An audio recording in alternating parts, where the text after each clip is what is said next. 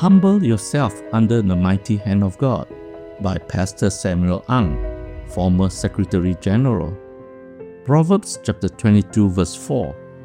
The reward for humility and fear of the Lord is riches and honor and life. Micah chapter 6 verse 8. He has shown you, O man, what is good and what does the Lord require of you, but to do justly, to love mercy, and to walk humbly with your God. This year's theme, Walking in Humility, will be very challenging for most of us. It is easy to verbalize, but being truly humble requires action through appropriate discipline and commitment. When a person has been recognized as humble, it reflects his fear of the Lord. That was exactly how the Bible describes Moses in Numbers chapter 12 verse 3, as very meek, more than all people who were on the face of the earth, leading to blessings of wealth, respect, and long life. It also signifies that his strength was under control with a deep submission to God's will, even despite his powerful leadership and occasional displays of anger. His meekness was evident in his handling of conflict, his willingness to intercede for his people, and his humble recognition of God's ultimate power, even when he was challenged. What did Moses learn from God about humility? God did not immediately intervene when Moses faced trouble for trying to help his fellow men as a prince of Egypt. He had assumed his people would recognize that God was working through him to rescue them. Taking matters into his own hands and acting rashly, he eventually became afraid and ran, becoming a fugitive as a result. Even as Moses tried to be faithful to fulfill his calling, God used these difficult circumstances to train him in humility. Finally, Moses reached a turning point where he chose God over the power of Egypt.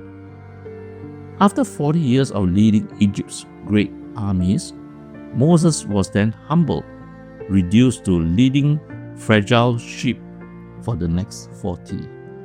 Instead of addressing thousands of people as a powerful orator, he learned to talk to animals. Moses never intended to become a shepherd after leaving Egypt, but as the years passed, his illusions of grandeur began to fade. He gradually had to align his destiny with God's will. Moses found peace living as a humble shepherd for his father-in-law Jethro. Exodus chapter 2 verse 21. He learned to lead sheep, unaware that God would later call him to lead people. Most importantly, Moses realized that all his knowledge and abilities couldn't bring him wealth and true greatness. Only God could. Zechariah chapter 4 verse 6. Moses was not a weak man, even though his meekness was mentioned by none other than God himself. His meekness was strength under God's control, a quality that enabled him to lead over 1 million people out of Egypt into the promised land. His meekness helped him to patiently navigate harsh remarks from Pharaoh.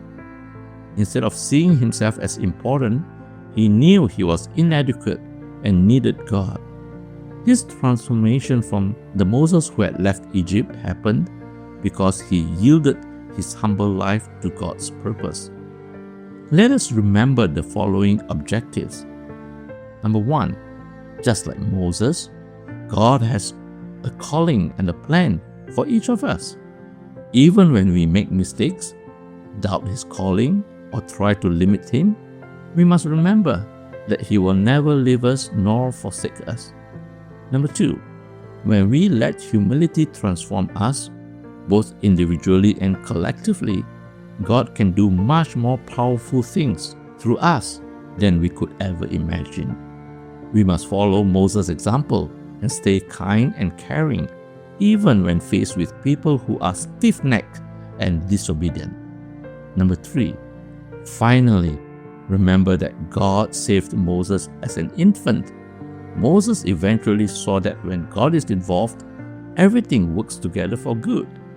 Unlike the Pharaoh who asked, "Who is the Lord that I should obey?" we should choose to follow and obey God. When we do, our outlook will change completely, and we will be ready to serve Him at any stage in life, even at the age of 80. Because of Moses' humility, God was able to use him in extraordinary ways. He wrote the first 5 books of the Bible. He became God's prophet who foreshadowed Christ. He was even present with Christ and Elijah during the Transfiguration.